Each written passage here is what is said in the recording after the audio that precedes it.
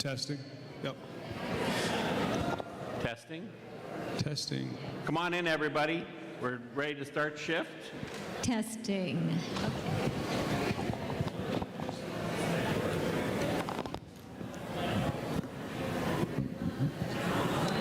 Grab your coffee and come on in.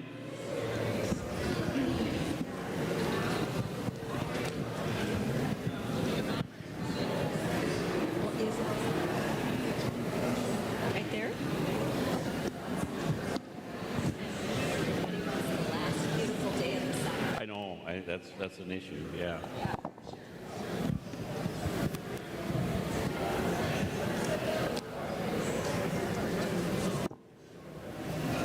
Well, thank you, those of you that are here. Thank you. Those of you that would like to come in, grab your coffee and come on in. Ready to start shift here. And I'm so pleased to have with us today as our guests, Dan and Angie Bastian. They were the founders of Angie's Boomchickapop, which if you haven't ever had it, it's so addicting and so good and really not bad for you either. So it's the perfect snack, and just so pleased to have Dan and Angie here. I had the pleasure of working with them for a number of years when they were building their business and ultimately selling it. You know, in many ways, they embody the American dream. They literally started this business in their garage and made it into a multi-million-dollar business that is now has now been sold to ConAgra and continues to thrive. But you know, their success is one thing, but the way they have done it makes them people that I couldn't admire more. Really pleased that you can hear their story today, which is a fascinating one. Again, it's really the embodiment of the American dream, but done with such grace and class, and servant leadership abounded in their story. So really pleased you could join us today, and I know it's probably one of the last summer-like days of the summer, so thanks for giving up a little bit of your time to be outside. So anyway, I'm pleased to be leading this discussion this morning. You know, there was about a 10-year period before I ever met you that this business was taking off. But before we even get there, I'd love to hear some background about the two of you. Where were you raised? Where did you go to school? How did you meet? How about let's start with that part of the story. Yeah, if I'm too loud here, just let me know. My name is Dan Bastian. Before I get into anything, I just want to throw some kudos back to Bob. Bob was essential to our success. He was the calm, he was the guidance, and he more than even acting as our attorney, he was a friend to us, and he still remains that. So thank you, Bob, for the invite here and everything you mean to us. My name is Dan Bastian. I grew up in Mankato, south of here, about an hour and 15 minutes. I grew up with three brothers, pretty competitive environment. Ended up going to St. John's University, and along with my three brothers. An interesting story, my father was in the seminary there for one semester, and ended up leaving and marrying my mother, and she had four of us boys, and all of us boys went to St. John's. And it's still an incredibly important part of my life and my family's life.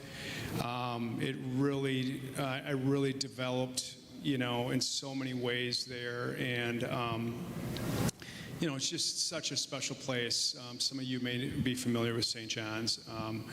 A lot of great schools in this state. I feel fortunate to have attended one of them. Following graduation, I spent 2 years in Latin America. I did a year volunteer service in Belize and Guatemala. I was a teacher. And after that, I moved to Mexico for a year, taught English. Eventually found my way back to the States, and I got a teaching job in Gallup, New Mexico. which, if any of you ever been to Gallup, it's a fascinating place, incredibly diverse with many challenges, but just a beautiful place. And it was there that I met Angie, and I'll kind of let Angie take over and tell her story, and then we'll evolve from there. Okay. I was born and raised in Goshen, Indiana, on a small Mennonite farm. I grew up Mennonite. I went to Goshen College, which is a Mennonite college, became a nurse. I got my BSN, and during that time, my family moved to Sarasota, Florida, so that then became home. And I worked at Sarasota Memorial and in the ICUs, in the trauma center there, and decided I wanted to go to grad school. So I went to Emory University in Atlanta, Georgia for graduate school and got my master's degree in nursing to become, I kind of switched fields. I became interested in the brain and behavior and became a psychiatric nurse practitioner. And from there, I was interested postgraduate to look and understand transcultural healthcare a little better. So I took a job in Gallup, New Mexico. They had there was a small hospital there that had an inpatient psychiatric unit that had the contract. I was not in there yet. He was not in the psych unit. No, that's not how we met. But that's the joke, though, right? They had the contract for Indian Health Service with BIA, Navajo tribe, and the Zuni tribe, and I began working there in that inpatient psychiatric unit. And Dan's uncle, Roger, from New Ulm, Minnesota, just happened to be the CFO of the hospital. And his best friend at the time was Raymond Estrada, who was my social worker on the unit.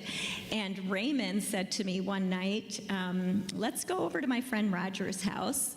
And I said, sure. And that's where I met Dan, in Roger's kitchen. Okay, I mean, from two different corners of I had never been to Minnesota. I came to Minnesota the first time in 1993 when Dan and I came home to meet his family, and then he took me straight to St. John's, and then up to Grand Marais. I think that's where I spent the first 48 hours of my time in Minnesota. Nice. Yeah. But we, just kind of tying into that, Angie and I ended up living in Gallup, getting married, having a child in Gallup, moving to Santa Fe, having a child in Santa Fe, and eventually moving to Florida where Angie's family was. This was throughout the 90s, and we were 3 years in Florida. 2001, we eventually came home back to Mankato, and that will be the beginning of our story. Because I wanted to. I said, our daughter was getting ready to start kindergarten, and we looked at schools in Sarasota, and I said, isn't Minnesota known for its education? Like, I would go to Minnesota. And he just said, you have no idea what the winters are like there. You have no idea what you're asking for. And I'm like, how hard can it be? And it was fine. And that was 2001. And then that fall, we started the business. Yeah. So what led to the fateful decision to get a kettle to pop corn, and what were you thinking at the time? Well, I just say we were a little restless, and I was working at St. Peter Regional Treatment Center, and Dan was teaching. And we just had extra time, and we thought, what occurred to me was, like, we hadn't started a college fund for our kids yet, and they were 3 and 5. And we also just wanted to do something together as a family, and we wanted to teach our kids how to work, and to work alongside us. So I was at work one night, and the phone rang, and somebody said, Angie, your husband's on the line. So I ran into the nurse's station. He said, what do you think about kettle corn? And I was like, it's 9:30. What? Like, what do you? He was like, I was on the internet. I saw this ad that said make thousands of dollars every weekend selling kettle corn. And I was like, sure, that sounds fine with me. I don't know. I like kettle corn. I like popcorn. And we talked about it for about 3 days. We didn't have any money, but we had a credit card that we then used to buy the equipment. After we talked, it was about $10,000. And like the next week, this semi rolled into our alley and dropped this equipment in front of our garage. And then that's really how it started. Yeah. So obviously one of the secrets to the success is the wonderful recipe. So talk about how you developed the recipe for the kettle corn that became Boomchickapop. Oh, okay, me too. Well, the first time the couple that made this equipment, they were doing it as their business, and they were from Gig Harbor, Washington. And so we called them and said, well, what do you use? And they said, well, you use this popcorn, you use this, and this is how we do it. So we were excited. We started right away. We got our stuff, and the first 2 batches we burnt. We stunk up the whole neighborhood. But then we sort of perfected it. We got it to the way we wanted it. But this was just as an outdoor one of those big kettles that are like 500 degrees outdoors, and we got it to work for that. And then as we continued to make it, we just tweaked the recipe. And then as you commercialize something and you change equipment, then you have to adjust the recipe along the way. And we had a lot of people along the way that helped us, write the technicalities of how to keep the recipe consistent. Yeah, I think in the beginning we just started as an outdoor event company. You go to fairs, you go to events, you see a tent, you see, mini donuts, you see popcorn, you see French, whatever. Go to the state fair. That's what we were. We just started as an outdoor event company, and then after a couple of years of that, we realized this is probably not something we want to do for the rest of our lives. Is being outdoors and rain and hot weather and stuff like that. Blizzards. Yeah. So we pivoted, and I stopped teaching in 2003, and we bought a kettle that we thought we could make. We had a friend that had an old bakery that we were able to use their facility indoors, and we had a smaller kettle that we just started piecing our indoor operation together. And we developed some relationships with the co-ops and Lunds and Byerly's, and we slowly just, had simple packaging, slowly kept pestering retail outlets to give us an opportunity, and that kind of was the start of the outdoor business transitioning to the wholesaling to retail outlets. So I know that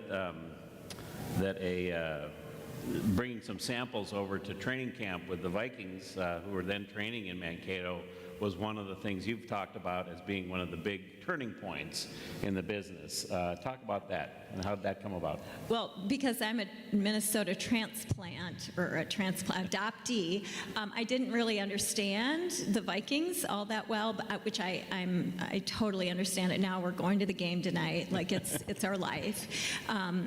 But at the time, Dan was like, we got to get into the training camp in Mankato, because they were there then. So we talked our way into being able to sell at Vikings training camp, and we were doing like the practice days, and there people come and go. They don't necessarily buy a whole lot of snacks, although some do. But in our minds, we thought we just have to figure out a way for the Vikings to notice us. And Dan was just about like, I just want my favorite players to eat, or to eat what I'm making. Like, I just want them to that's the goal, that's the objective. And so you called somebody in Gage Towers that was like a security guy, and said, hey, we want to give some popcorn to the Vikings. And they said, all right, let me check on it. And then do you want to take the story over from here? Yeah, so I had a relationship with a handful of people because I was from Mankato that were tied to the Minnesota State University, and we brought over 120 bags. This was the year after Corey. Can I just say, they said, you got a phone call, right? Yeah. And they're like, this is the Vikings, and we hear you want to give us some kettle corn, or you have some kettle corn for us. We'll take it as long as it's free. Jeez. Yeah, it was free. It was free. It was free. So we were like, sweet, okay, they'll take it. And we set out to pop 120 bags. It took us 4 hours to pop 120 bags. And then you got the directions on where to drop it off, and we just sent it off to the Vikings. It was Randy Moss, Dante Culpepper, that group there. Yeah, it was, and then the Vikings leadership team, sales and marketing team came over, I think the next Monday or day or whenever, and basically offered us a contract on the spot, and to be the unofficial kettle corn of the Vikings. And so that was kind of, just brought some legitimacy to the business in terms of just an operation. We were still kind of just focusing on outdoors at the time, but it kind of brought awareness to our product and opened our eyes that, hey, this is potentially a business that we could pivot with and start manufacturing it for grocery stores. And that's kind of how that played out. Well, I think what we didn't understand is when you're the official kettle corn of the Minnesota Vikings, it costs you money. So it was another like $8,000 investment, and to be associated, to have that official title. And so we were like, we got to figure out how to make this work. So we asked to be able to sell in front of the Metrodome for every home game. And that's what we did. I can remember there were blizzards where we'd bring snow shovels along, but our kettle was 500 degrees, so we were warm inside the tent. But we sold every home game starting 2002, I think 2002, yeah, 3, and until they moved into U.S. Bank Stadium, and it did lend us legitimacy. Yeah. Well, and I guess I had heard somewhere along the way that maybe somebody from Lund's had tried it there and then said, hey, we need to get this on Lund's and Byerly's shelves. Is that part of the story, or is that close? Myth? A little, yeah. Steve Sorensen was the buyer at Lund's and Byerly's, and someone that used to work at Lund's and Byerly's said, hey, I'm going to get you an appointment with him. And so we brought our little handbag, no label, nothing on it, here we are, mom and pop. And he took this appointment because this other person who knew us, then knew them, and made that connection for us. Nice. Well, obviously, producing food to be sold at retail comes with many strings attached. Commercial kitchen, labeling issues. How did you find your way through all of that as you're kind of trying to get this thing going? That must have been quite difficult, I would guess. Steep learning curve, but not so unlike healthcare and education. Like if you just apply the system, of regulation or the safety or whatever it is, and you just try to learn as fast as you can. And Dan is the one that built the operation piece of it, and he's the one that had to deal with most. I got the license in order, and then we got the kitchen, licensed, and the commercial kitchen license, and our concessionaire license, and then he dealt with the building of that operation. It was a process. I mean, when I decided to quit teaching, do this full board, I just kind of dug into the nutritional panel on the back and the safety regs, and Angie and I teamed on a lot of this on just learning how the food operates. I mean, I was a teacher. I had no understanding really of the business world and how to go about it. I think one of the things that Angie and I always had was we had resilience and persistency. I mean, when we kind of set our mind to it, it seemed so far-fetched, this idea of like we're popping popcorn. And this idea of like people eat popcorn at home, right? They make it. Back 20 years ago, you would manufacture it, or you would make it in the microwave or on your stovetop. And so we really didn't have a clear picture of where this was going, other than we knew people liked it. And so we really focused on, making a great product with great service.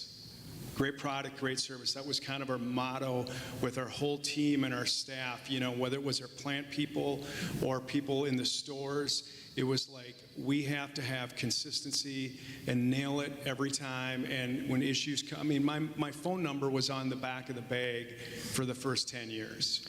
So I got phone. His cell number. My His cell phone number. So, because that was our business number in the beginning, and we never changed it. Yeah. And I think that was like how important it was for us to make sure that if people had issues with our brand, our product, that it would come to me first, and then it would trickle down and show the rest of our team how important it was in dealing with, our customers, our consumers. And so that whole learning curve was a lot. And I think we really launched with retail in 2004. That 2004 to 2009 and 10 was a really difficult time for us, and this was before we met Bob. And we were just oftentimes lost, other than we worked really hard, produced a great product. And, we didn't know where this was going. And then things changed kind of in 2008. I would say, I think we thought we will have made it if we could pop at the state fair. That was our goal. Really? Yeah, if we can get into the state fair, we've hit the big time. That's what we thought in those years, right? And the state fair didn't take us. Wow. So. Isn't that something? Yeah, yeah. So yeah, it had to have been many times during those early years, particularly, where you kind of looked at each other. You must have looked at each other and said, "What are we doing here? Why are we thinking that this was a smart thing to do?" Were there ever those periods of time where you really questioned what you were doing? Yeah, for sure. We were getting farther and farther in debt, not actually making money, in the beginning, because it takes, we were building our own manufacturing plant. We had no idea that most food companies go find someone else to make the food for them. They're more of a, they have the concept, the idea, the marketing, distribution sort of piece of it, and then they go find a co-manufacturer to actually make the recipe and make their food. We had no concept of that. We were like, why? What? That's how it works? And we saw ourselves more operationally, we're going to make the food because then we know what's in it, and then we know how we have more control over the quality and the ingredients and all of that, But what we didn't really understand is the level of investment that requires in comparison to how a lot of startups, food startups, get going. But we had a series of, escalating loans, conventional loans from local community banks that put our house on the line. We signed personal guarantees. We held carried a lot of risk in doing this, but as we began to grow, we began to see success, and we also employed quite a few people. So the motivation for making it, continuing to take those steps in the direction of success was sort of weighted by, okay, now we have these families that are depending on us. Okay, now we have, there's no going back because, what does that look like? We're not going to do that. So we just kept moving forward, and we didn't know exactly where we were going. We just took the next step forward. Wow, that's great. Well, and like most entrepreneurs, you take on this risk, and I'm sure it led to, I don't know if sleepless nights, but maybe waking up in the middle of the night going, what are we doing here? But obviously it worked out fine. So fast forward to 2011, they had a private equity / venture capital firm out of Boston that was knocking on their door saying, hey, we like your company, can we invest? And I think, I don't know how many months or years you were talking with them before you finally said, yeah, we're interested. Talk about that process, because that's kind of when I showed up on the scene. So, Yeah, I'll kind of kick this off. So, you know, we had launched in 2008 with Trader Joe's. So Trader Joe's, it was called Trader Joe's Kettle Corn. It was not our brand, but it opened the door for us to see possibilities. I mean, all of a sudden we're nationwide with Trader Joe's. It provided resources and cash to support our brand. So it was around 2008, 2009. It's like, oh my gosh, maybe there's something to it. We now have some revenue coming in. Trader Joe's paid quickly, and we were able to kind of focus on our Angie's Kettle Corn brand. It was called Angie's Kettle Corn at that time. And then, Target and Costco came into play in the 2009 and 10 period, and, that really changed the game and brought more notoriety to us.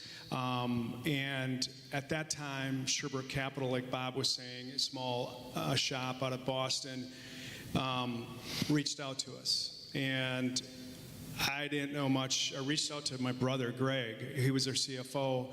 And Greg was in communication with Corey Comstock, who was one of the partners at Sherbrooke. And Angie and I were kind of like, Greg, take care of this. Because people had been pinging us for like 5 years, off and on, and it's like I just ignored it because we had an experience in 2005 where a guy wanted to buy us and it kind of fell through. And so we were just focused on building our brand. And we were seeing some success with Trader Joe's and then Costco and Target. And finally, Greg met with Corey from Sherbrooke Capital and really liked him and said, I think you guys should meet with him too. And that's when we met with Corey, and we were like, oh my gosh, our minds were expanded. I don't think Angie and I really had a good grasp of how private equity worked, other than we've heard horror stories about them. And so one of the things that Corey told us was, make sure you find a really good lawyer. And so it was about that time when friends... We started interviewing attorneys. Yeah, and Bob came over to our office, and we liked him right away. And so Bob was really important to us early on because he was guiding us through this process of negotiating. We had some leverage with this firm, with Sherbrooke Capital, because we were profitable. Like we weren't in need of money right now, or at that time. And so I think Bob was really able to kind of help us manage this transition with them. And Ange, do you want to add anything on that? Yeah, I would add is that, like Dan said, we didn't even know what private equity did. And so this Corey, the reason we felt so comfortable with him is he took an educational approach with us. And once that took about an hour for us to understand, what was it. And I was like, oh, you flip businesses. Like, you're like a house flipper. That's what you do. Okay, I get it now. All right. And the investment bankers are the real estate agents in this whole thing. Okay, all right. So we were like, okay, so how long do you expect to, realize your appreciation out of this business? And they were like, well, we usually do 3 to 5 years. But you need to know that you're no longer a family business. And when you enter into an engagement with private equity, you know you're going to sell your business. And so I think for us, we were 10 years into this. We didn't sleep. Actually, I was still working 3 jobs to support the family because we hadn't necessarily paid Dan yet enough. We paid everybody else. And so we were tired, and we were like, we need partnership. And we need a partner in the game with us, because maybe we need your money, but we need your network and we need your expertise more.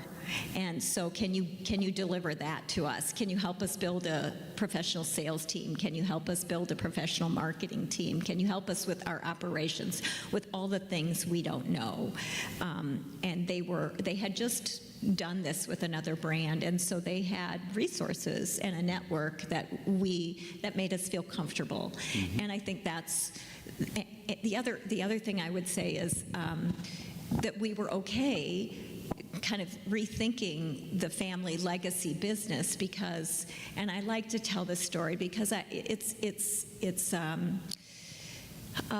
multifaceted in a lot of ways for me. As we were sitting at the dinner table one night and our son was playing baseball, our daughter's softball, we were getting a family dinner in maybe once a week because things were so crazy. And Tripp, our son, was maybe 8 or 9 at the time, and he just said, "Why are you guys doing this popcorn thing anyway?" And I said something like, "Well, because someday maybe when you grow up you can run the popcorn company." And he was like, "No can do, I'm going pro." And I was like, oh, it was like a hammer that hit me in the head. I'm like, oh, our dream is not his dream. Like, he wants to be a professional baseball player in his 8-year-old, 9, but he has, not that he ever became that, but he had his own dream. He had his own life. He had his own story to do. And so when we talked about private equity, we were both like, yeah, it's okay with us if we don't hand this off to our kids, that they can like live their own, build their own life, build their own dream, and not maybe necessarily be, beholden to the family business. And I think that's what also helped us feel comfortable. Yeah. Well, and I was kind of struck by, oftentimes when I work with private equity, with clients that are dealing with private equity wants to come in and take over. They want a majority. They want to call all the shots. Sherbrooke came in and said, "No, we'll take a minority investment. We'll allow you, Dan and Angie, to take some money off the table," which I'm sure was a great relief to you at the time because you got all these personal guarantees and loans and whatnot. And so I really liked their approach. But more than anything, it was bringing the expertise. They had done this before. They had the contacts. They had the network. And one of the things I've really admired about Dan and Angie is they know that they knew or know that they didn't have all the answers. And so very open to outside experts coming in and saying, you should think about doing this, or you should think about doing it this way. And not very many entrepreneurs are that way. A lot of them are, we know this business, this is our business, don't tell us how to do this because we have all the answers. And it was just the opposite with Yeah, the two of you. I think that's a great point, Bob. Angie and I were just talking about that on the drive up here this morning. One of my gifts is I know I don't know a lot, but I know what I know, and I know I'm really good with people. I can engage, I can build rapport, and I can build teams. And Angie is strategic, creative. We really balanced well off each other. And I think we talk to a lot of startups. We mentor, especially in the food industry. Angie works a lot with women organizations, and we kind of hear stories, to Bob's point, where I kind of know in the first 2, 3, 4, 5 minutes where this is going, and if they kind of have the I know everything, or do they just want to talk to me because they want an investment? Because we didn't look for investments when we were talking to people. We were looking for guidance, support, mentorship. I mean, that was, we never asked for any money until Sherbrooke came on, and I think it was all about our ability to understand that this is kind of foreign territory for us a little bit. Like, I knew the classroom, and Angie knew the psych unit.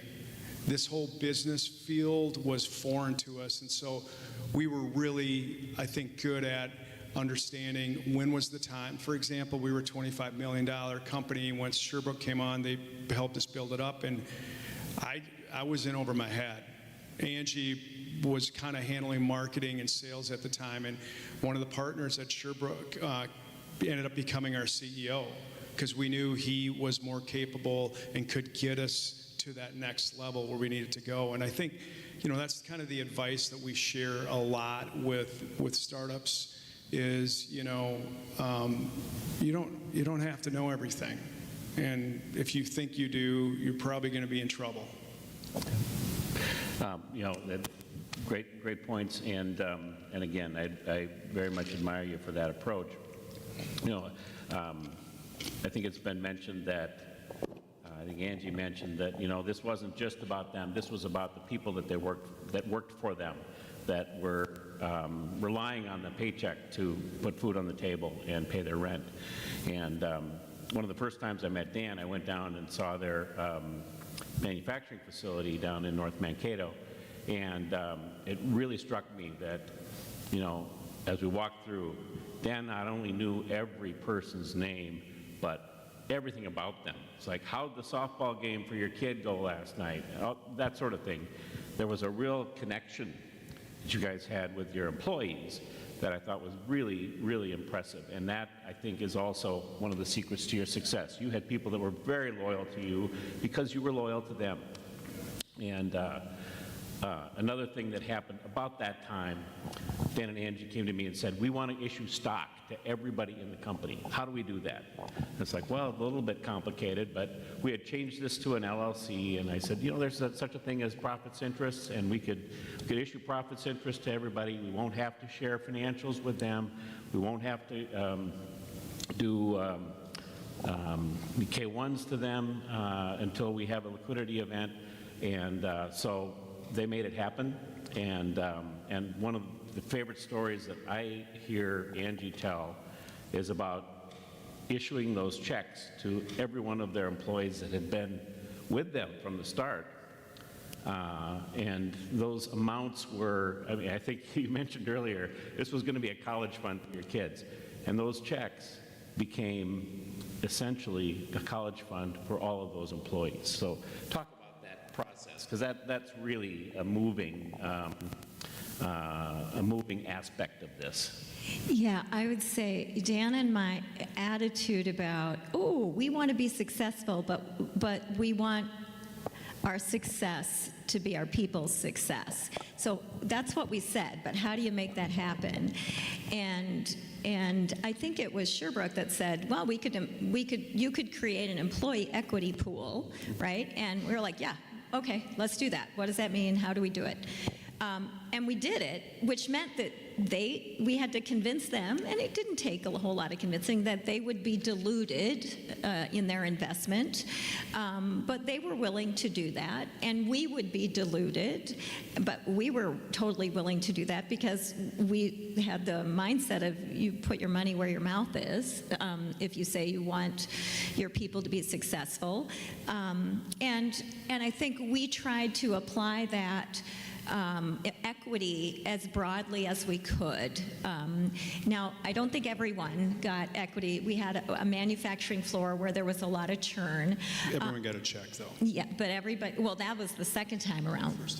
First time, okay. So one of the things that you referenced was when we gave or granted these equity shares to our employees, we said they're really not worth anything right now. They're zero. Like, we don't even know, but this is for you. Thank you for working with us. And if it does come to something, we'll let you know. So they sort of had to trust us in that way. And then in preparation for the first sale, which was in 2014, to a larger private equity, which was a full buyout, so everyone was going to experience some level of liquidity.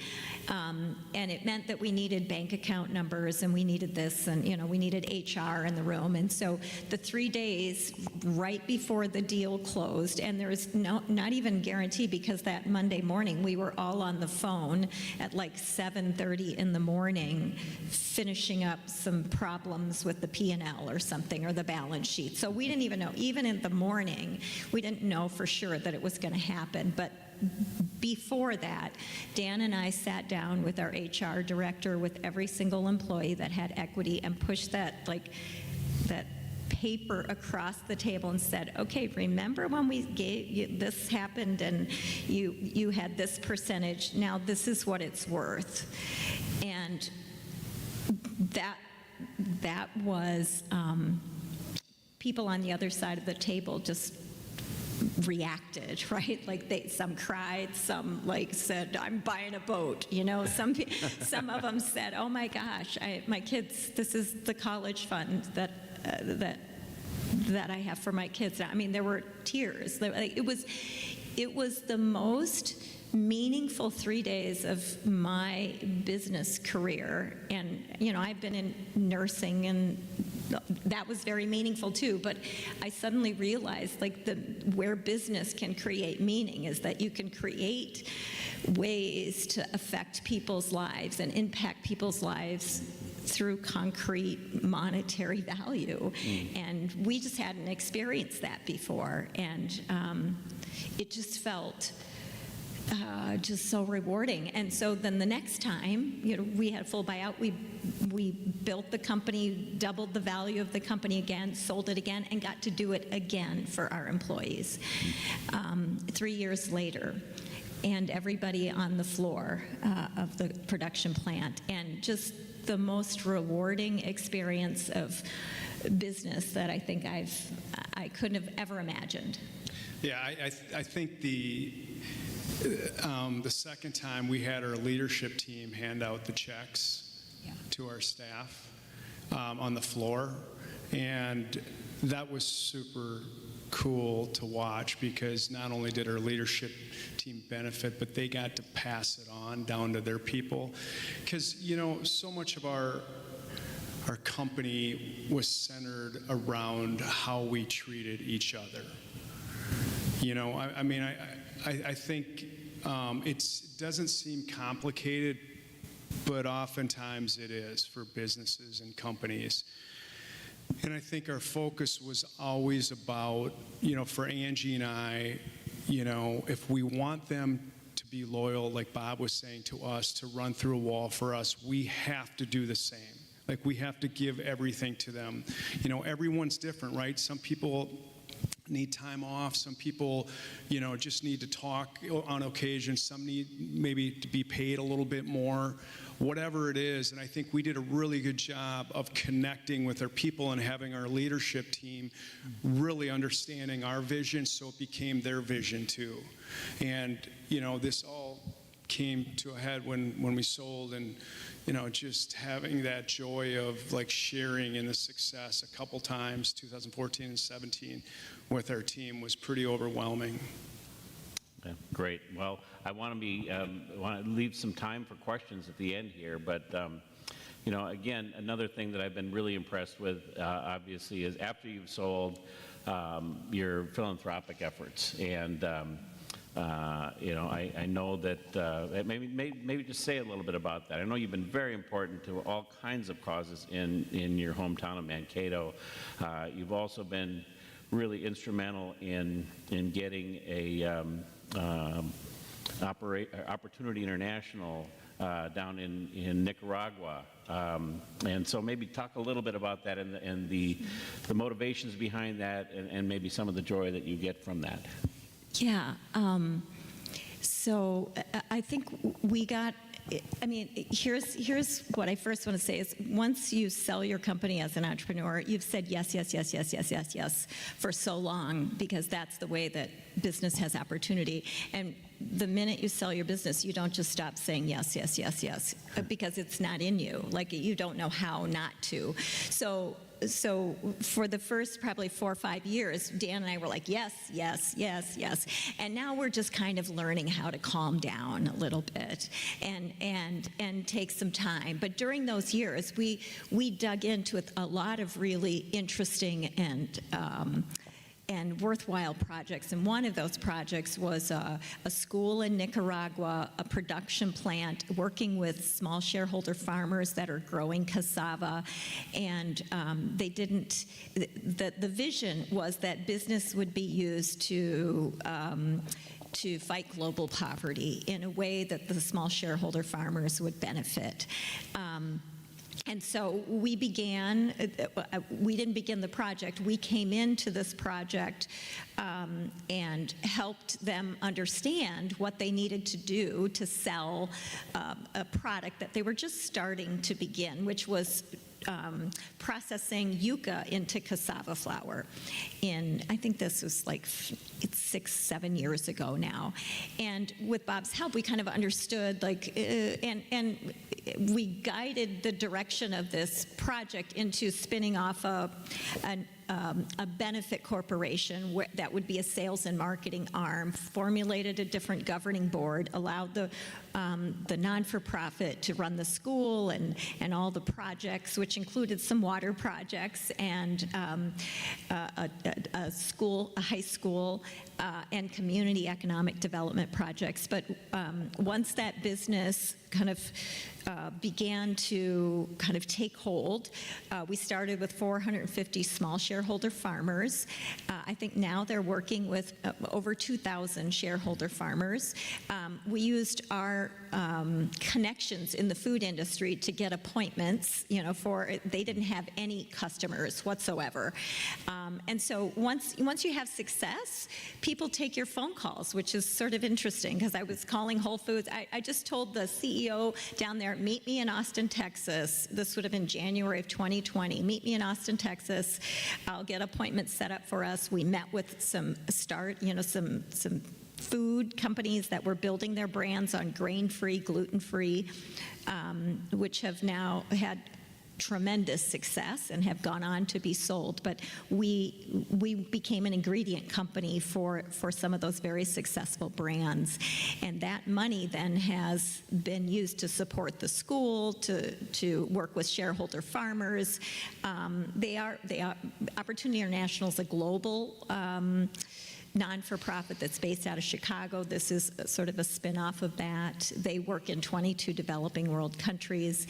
And we noticed in the school that in high school there is like what we would consider 7th grade through 11th grade. That's their high school age. That they had an English program, but as the English program was being executed, like the kids really weren't learning English. So we said, hey, we hear that if a Nicaraguan learns English, their lifetime earnings can double and even triple. So hey, we can find some native speakers to come down here and volunteer. So Dan started this volunteer program out of St. John's. We take graduate students, well, they've graduated, and then who commit to a year voluntary service in Nicaragua, teaching in the schools.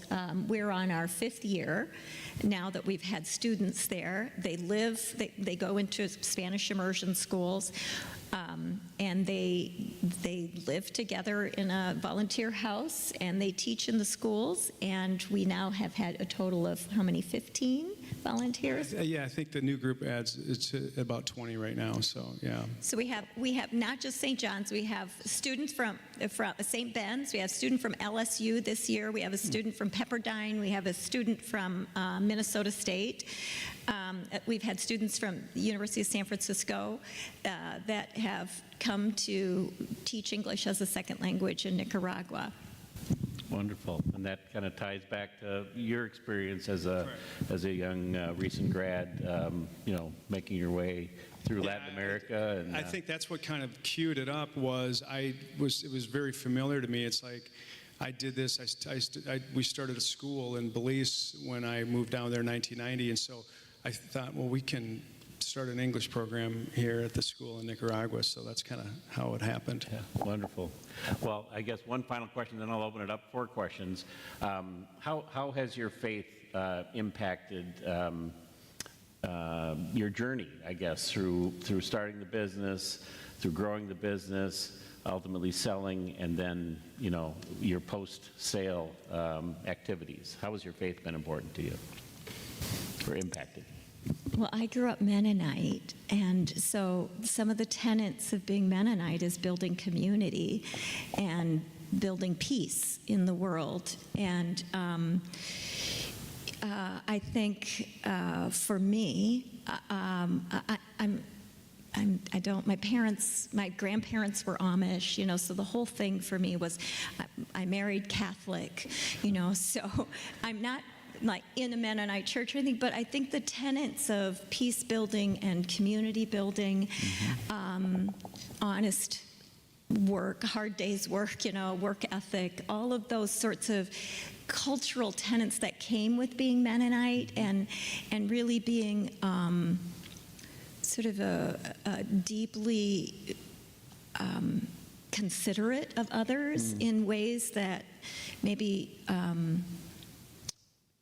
maybe faith calls you to be, is a part of, I think, how I formulated my professional life in whatever I did. Yeah. Yeah, I mean, I think for me, I shared with you, I went to St. John's. St. John's was instrumental in kind of helping me formulate, I guess, my spirituality, focusing on others and giving. And, we've talked to our kids and friends. I mean, there's no greater gift that you can give or that you can provide than to give a smile, give a helping hand, give $1. And I think, that's how Angie and I really try to live is, because it becomes habit then. If you focus on, giving in any way possible, it just soothes the soul and it becomes habit and you pass it on to others.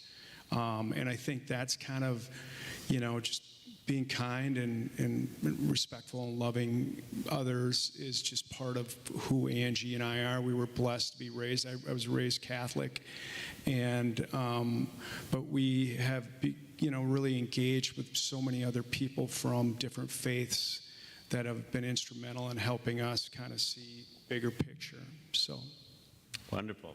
So any questions from the audience? I know you've been very patient here, again, on a beautiful day, but anybody have any questions for Dan or Angie? When we sold, we had about 350 employees. We had 2 production plants, one in North Mankato and one in Reno, Nevada, that we opened in 2015. We had a corporate office downtown Minneapolis, and we had a Mankato office at the time. And ConAgra since has kept our production plants open, but they've absorbed all the other, office folks. So yeah, that it's interesting. We thought within a year or two that our plant in Mankato was going to shut down, and we had a lot of personal connections to that plant. They are still open. We sold to ConAgra in 2017, and it's a small footprint, and the volume of product that they put out of there, because Mankato's not the most convenient hub.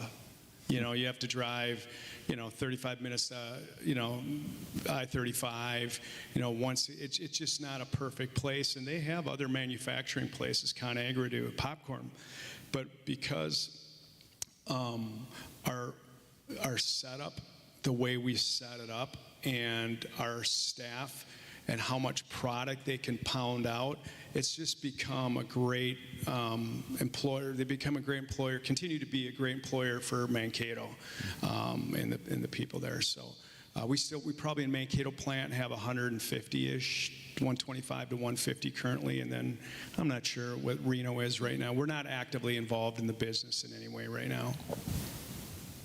Thank you. Other questions? Yes, Linda.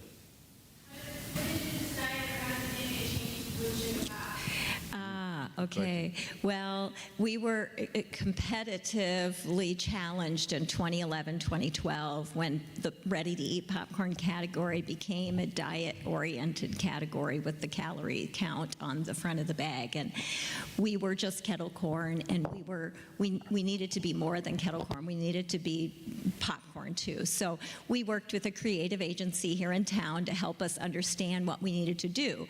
But what I did at the time was spend time in the stores and look and see what salty, natural and organic snacks were called, and how they were presented and how they were marketed. And what I discovered at the time irritated me because the way that they were being marketed, sort of promiscuous, delicious snacks were always sort of in very serious and, masculine color palettes. When they were being marketed to children, they'd be more colorful and playful, and marketed to adolescents, they would be sort of irreverent and comedic. And when they were marketed to women, it looked like they assumed we were all on a diet. And so I said, we're not going to do that. We're not going to be Angie's skinny. We're not going to be Angie's naked anything. We're not doing that. that. We're going to turn it around, and we want to be on the shelf. I want to be like, let's show up in some sort of feminine color palette. Let's celebrate. Let's be dimensional. Let's be smart, and also have a pretty package. Can we do that? Is that, because I've got 2.5 seconds to capture someone's attention at grocery. So help us do this. And so we launched that yellow package, the sea salt popcorn, just to compete in that category of just basic salty popcorn, ready-to-eat salty popcorn, and it became our #1 selling SKU from May to August of that year after being in business. So, and Target was one of those companies that allowed us to test the new packaging as our CMO at the time said, let's do it one thing at a time and see how it goes, because plenty of people said, don't do this. It's too strange. Nobody will know what it is.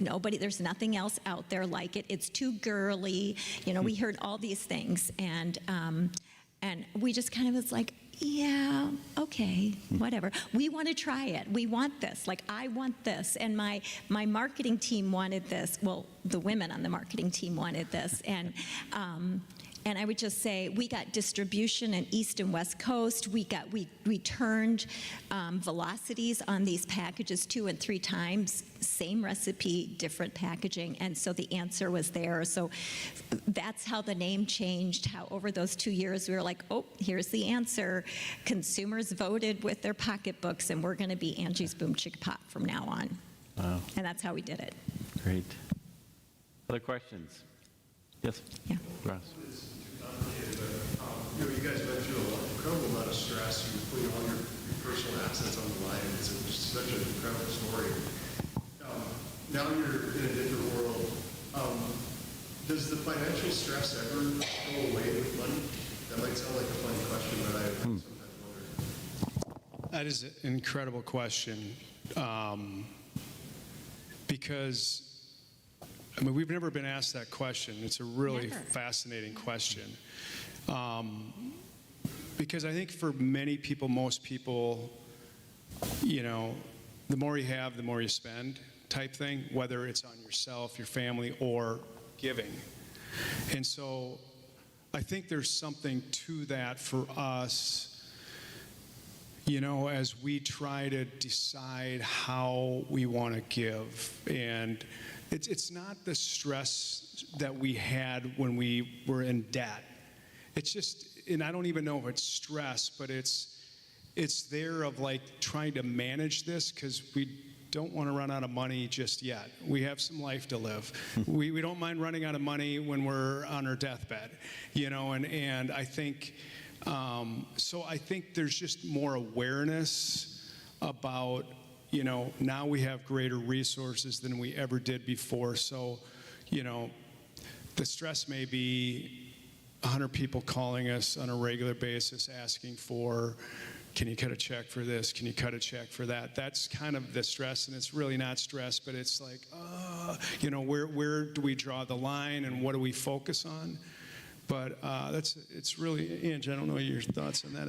That's a great question. I think we lived in this mindset or held the scarcity mindset for so long, right, that just doesn't go away either. Even though, I'm much more a worrywart than Dan is, and so I worry about it more than he does. But you